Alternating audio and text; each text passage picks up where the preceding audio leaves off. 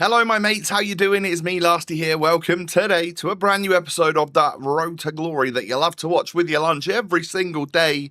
Finger points to the sky for episode number 22. Now, today, once again, we are powered by my awesome sponsor over at Elgato, and I wanted to once again remind you of Elgato Week that is happening right now. So if you click on the link down below in the description, that's my Elgato link, it will take you to the website and you can learn more about the products and tools that they've announced this week, including the new Mark II version of the mic arm, voice focus, which is something I'm actually using right now, AI-based software, which helps remove background noise. I've literally got my AC unit on at this moment in time because it's starting to get hot again in the UK for some reason.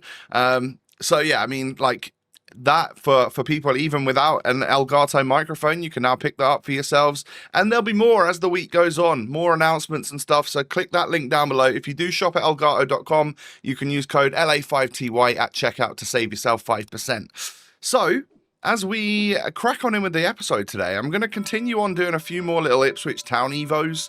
I now have the club member reward Evo on Tuber Akpom, so he's now got like Advanced Forward Plus. I've put, what is this one I've put on Leaf? Relentless. I figured that would be a perfect playstyle for him because he does bomb it up and down the wing constantly IRL. And then I've decided to put Silver Wes Burns into that free Evo, which is going to turn him into an 83. Now, unfortunately, the stats don't look great when he gets up to an 83, as it's just not the best Evo, to be honest. But it's one that I didn't want to, I couldn't turn it down. I kind of had to do it, and hopefully we'll be able to like boost the actual stats up without boosting his overall in future. That's kind of the plan anyway. So going up another level in the season pass, I ended up getting a tradable 80 times 2. Get myself a David Neres, who's actually not discard price. He's a little bit more than that. So yeah, that's something you'll love to see. And we're going to head on into this tournament again, because I figured, like, I don't think I need to complete the overall objective, so winning it twice. But if I could just win it, I think I would then get access to whatever the other tournament's going to be. So we'll see. I just thought, well, I've got my rivals points. I might as well be playing this. It seemed to be the only like viable game mode at the time, and I'm finding that a little bit. I'm kind of struggling for content on the RTG at the moment because like rivals is less points than before. It doesn't seem like gauntlets are dropping as frequently as I thought maybe they would. And then these tournaments are an area of the game that I'm not enjoying. So tournaments kind of got removed from FC, from FIFA games a few years ago. And like, I'm pretty sure it was because if you go into a tournament, only one happy person out of 16 entrants ends up being happy. One entrant out of 16 entrants gets to win the whole thing, and that's a little bit sort of meh, in my opinion.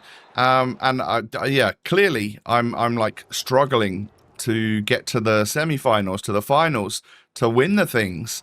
It doesn't really appear to be happening for me. I got a nice victory in that one. Normally the first round is like quite an enjoyable game, and then you get into, you never know, you could go into the second game and come up against complete sweat. You could even that could happen in the first match as well, don't forget. So it is just, you know, situational. You can't do much about it. We might have even gone out and this might be the first round again. I've got a feeling that is the case. I'm not sure. I could just do that like 4 times and you guys might think I've won the final, but no, that's not the case.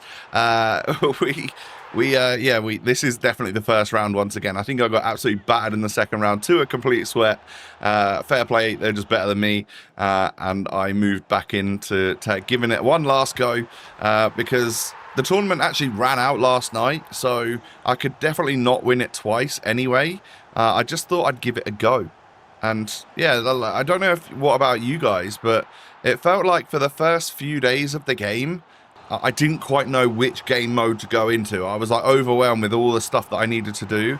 And then now, like, I've played 2 or 3 sessions of Rivals, and got my weekly 30 points, and you don't need to get 45 anymore. You don't need to then qualify for Foot Champs, and then Foot Champs we managed to get done on like Saturday night. So that's only like a 3-hour session type thing of complete stress and sweat, but you get it done in a session.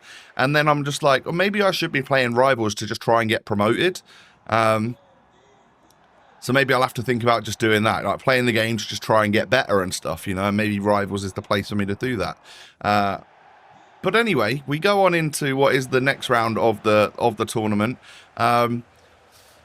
And I come up against Marmouche and Kolo Moani. I think it was a slight evoed Kolo Moani, though, and Matisse Tell as well. And, I mean, I get scored on by a fantastic counter-attack from a corner. Like, he played that inch perfectly, I have to say.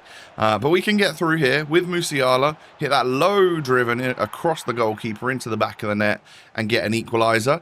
However, my opponent had his second shot of the game on another counter-attack and got the goal. Now, what you won't see in this match is that his Marmadashvili made 9 saves and I had like a 3.5 XG. Well, there you go. I actually have shown it here. I haven't shown you the saves or whatever, but my goalie made 0 saves from the 2 shots my opponent had, and his goalie made 9 saves. I was just like, at this point, is it worth it? Am I going to get to a final? No. So I gave up on the tournament, and I'm still yet to win a single tournament on FC 26. So let me know if you have. Now, I decided to sell everything, and by decided to sell everything, I mean the 2 tradable players that I have that are worth all of my coin balance, which is Marquinhos and Gyökeres. Deciding to sell them because I thought to myself the market might go down. You know, as you're watching this, it's Rivals Rewards Day. We noticed that with a new promo that came out last Friday, the players from Friday night into Saturday, they dropped like a rock throughout the weekend league. So that's potentially a good buy time. Or I wanted to try something else different. I wasn't quite sure, but I knew that it was probably a wise move for me to sell whilst Marquinhos' price had gone up to basically what I paid for him, and Gyökeres was holding steady at a little bit more than what I paid for him as well. And then we could, if we wanted to, literally just put a squad together of like untradables and, you know, players that we've already got. No problem, a little bit like this, and, you know, we could just use it. You know, if the player prices then dropped, you know, we could get more for our money, then essentially it would be super beneficial for us. So Gyökeres sold fairly quickly, I guess, 139,000 for him. So we lose a little bit after tax. However, you know, it's not bad. I normally lose more. And then Marquinhos sold for 68,000, I think, which is maybe more than I paid or 1k less than I paid. Can't remember which way around it is. But yeah, they both sold, and we're over 200,000 coins again here on the RTG, which is quite nice. I then played a little bit of Rush with randoms, and I have to say, apart from 1 or 2 individuals, I had a really good session on Rush. It's a shame that whatever the one is out at the moment, you just play with centre-backs, basically. So it's a little bit of a rubbish experience. However, I had good teammates, and they worked quite well with me in all of the random games that I was going into. So we mostly came out with, like, all of the Rush points that you could get, the 4,000 odd that you could get per game. And I got past 30,000 points so I could get a couple of the weekly rewards. And then I'll play another session as well at some point during the week. Hopefully when they bring out a new Rush mode, and it might give us double points or something. I prefer to play it then because you literally get through all of your Rush points so much quicker. But I did get an 80 plus rare gold player. And I don't see a walkout. I just see a rare gold, of course. And I think her name is Hatch, is it? 83 shooting. We've definitely packed this 82 rated card. Yeah, a few times. It is Hatch. So that's what we got from... I didn't get great rewards from playing 30,000 points worth of Rush. So after a little bit of... having a little look on the market, I nearly went out and bought Claudia Pina, as she is super popular on this game, and I thought maybe that's just a little bit generic. So I thought I'd go out and buy the next most generic thing, which is Demorne and Diani. So I managed to get a Diani for 130. As you're watching this, she'll probably be like 70k. So congrats. And then we got her for 130 when I was trying to snipe at like 134. So we got a good deal on her at the time. And then as I checked the price for De Mornay at 63,000. She was the only one that popped up on the market, so I picked that up pretty quickly, and then I since saw that she was down at like 55k, so I don't know, that's just my luck there. Thought about playing it a little bit like this, and then when I got the players into the team, I was like, no, I can switch this front four around a bit and get more of my pluses. So Musiala's on a De Mornay's on a plus advanced striker or advanced forward or whatever. And then Diani out on the right-hand side is the only one not on plus, but I think she'll be pretty good. And then Nico Williams out on the left-hand side has his, a plus as well for his role. So talking about what we were saying earlier about there's no game mode for me to really play until Rivals refreshes. Obviously, when you're watching this today, I'll be in a new Rivals week, so that'll be good. But this is just like playing to try and get promoted, to test out my new players, to see how they get on. To see, because I've played against Diani and De Mornay a few times, and they do wreck. They're really, really solid. Like, as you can see, her dribbling, De Mornay is fantastic. And then I'm liking the idea of Diani with that finesse shot plus and the 92 pace or whatever. Surely we're going to be able to wiggle through my opponents and score some bangers with her. So that's sort of the plan anyway. However, I noticed in today's games here that both me and my opponents were just scoring kind of nothing but kickoff goals. And it was really frustrating me. It seemed like the two types of goals that were going in were 360-degree fidget spinner type goals, or the three types of goals that were going in. Just the constant spam of left stick, switching round, twisting round, turning back again, that sort of thing. Or the playing it short from corners, or kickoff goals. And they seem to be all of the goal types that you score on FC26. And that sort of thing was beginning to grate on me. Because I don't like scoring a kickoff goal. I certainly don't like conceding them. And it seems to be happening more and more often. Like, I'm conceding way more kickoff goals since they patched it to try and make it better. And basically they sat everyone's defense back really far, but the defense don't do enough, so they can just run through you type thing. And you're seeing it time and time again here. There are so many examples of this happening for me and against me. It was just kind of ruining my games. It meant that I was getting a lot of goals with my new striker, but was I particularly enjoying it? No, I have to say I wasn't. Now, my opponent did the smartest thing ever there, and either got booked or got sent off, but made that last-ditch tackle. I probably would have made it 6-6 there in the last kick of the game, and I missed the free kick, and he did the right thing by doing a tactical foul there to wipe me out. So I lose 6-5, high score lines I hear, lots of kickoff goals, and we go on into the next one.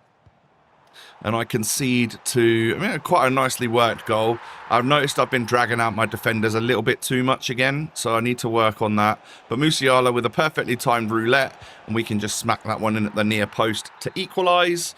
However, when we get into the second half, De Mornay ends up just beating Araujo for pace and getting that goal right there. You love to see it, but I'm pretty sure this is directly from kickoff. It sure is.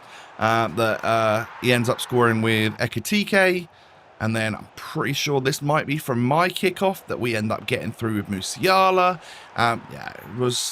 It was quite the spectacle. So I obviously managed to defend his then repeat kickoff from there, get a few minutes into the game, and then score again. Diani this time with her first goal for the club. Why is it in my head that I had her down as left-footed with that finesse shot plus? Because she is actually right-footed, apparently, according to her player bio. So I've been doing the wrong thing. Every time I've been getting the ball with her, I've been trying to shoot on the left. Which is probably why some of her shots I've sort of thought, oh, that's a little bit meh. I'm going to change my ways when I try her again in tomorrow's episode, when we get our Rivals rewards and stuff as well. But yeah, as you can see, De Mornay ends up getting me a fairly late winning goal. And I think I left that match, even with a victory, just like feeling stressed out. So I went into one more game straight away in an angry manner, which is never the ideal. And we come up against a solid team. He's got like a Bellingham, a Haaland, all sorts of good first owner players. I'm going to guess probably a few FC points have been spent just looking at the state of that squad. If not, some really good pack luck from a free-to-play. If you know, potentially that could have been the case. If you look at my squad, we've done very well from a RTG stance, haven't we? Now, I do equalise. I think then my opponent runs down the other end. Jude Bellingham, nice. Good finish. I definitely was diving in there. However, just wiggle our way through straight away from the repeat kickoff and get that 1-2 all. Into the second half we go. Ooh, why is my watch has been listening to me and has got the whole transcript of what I've said so far in this video. Must have sounded like I said the S word that makes sure your watch listen to you.